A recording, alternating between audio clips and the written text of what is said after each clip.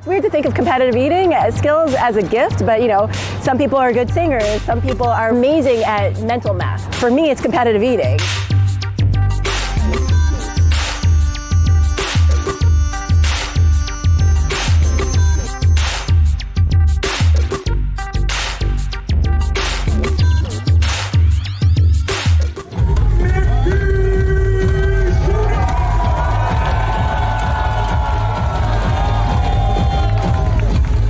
I'm best known for the Nathan's Famous hot dog eating competition. I'm undefeated on the women's side. My record is the world record at 48.5 hot dogs. But I also do other competitions all throughout the year. I hold the world record for kimchi, so Korean pickled cabbage, 8.5 pounds in 8 minutes, ice cream, 16.5 pints, so that's over 2 gallons in 6 minutes.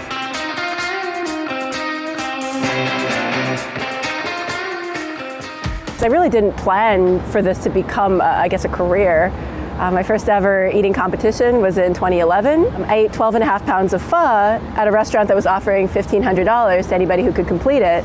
And my friends had gone in, tried it as a joke, no intention of completing it, but I looked at their pictures and seriously thought, I think I could do this. So the next day, you know, without practice or preparation, I went in and I became the first person and the only person to date to collect that jackpot. Day to day, I honestly just love fresh produce. I love kale, broccoli, cucumbers.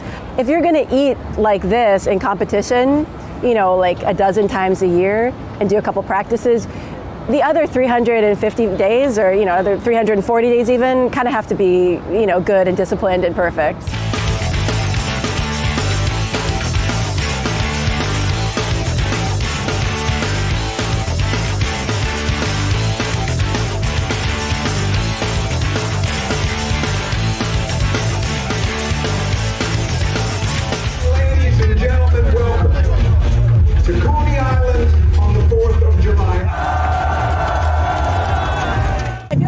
I took a lavender bubble bath last night. I got 8 hours of sleep.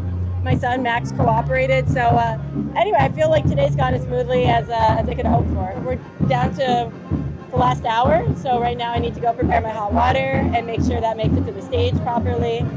But it's all details. I mean, I'm prepared.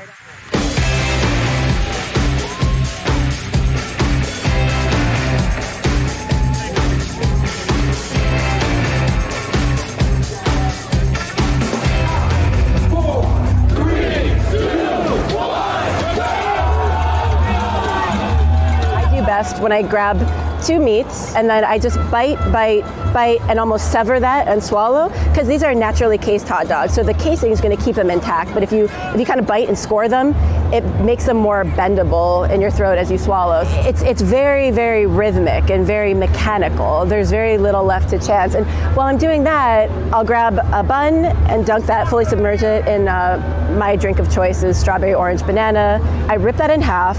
I roll the bun, like so each half, pop that in my mouth and swallow it. So you continue that for the 4 halves and then just back to the meats. I have it set up in a way where I don't chew anything because the more that you chew, the more your salivary glands activate, the more you taste, the quicker you're gonna get tired of the taste. And once the flavor fatigue kicks in, you really can't eat as fast or as much as you'd like to.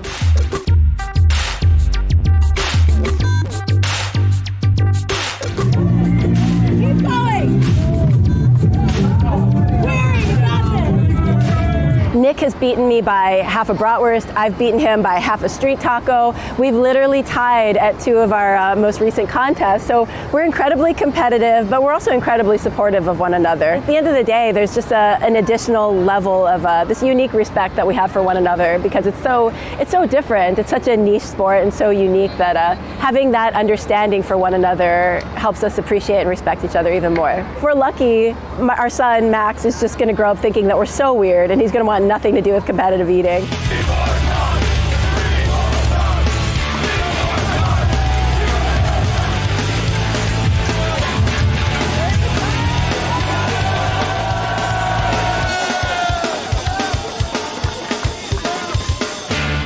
My plan for next year is to come back and give the crowd a new record that they deserve, because I know I have 50 in me and I don't think I'm going to stop until I hit that. I will say digestively, maybe 4 dozen hot dogs. It'll probably take me about a full week to feel back to complete normal. because your body can only process so many calories, but it needs time for all that to pass. If I'm going to be in a swimsuit, I want a week after eating hot dogs. I'm prone to tuning out whatever receptors in my mind tell me that I'm full. So yeah, while I do like technique practices, I'll do maybe 1 or 2 practices, where you line up 10 minutes worth of hot dogs and go.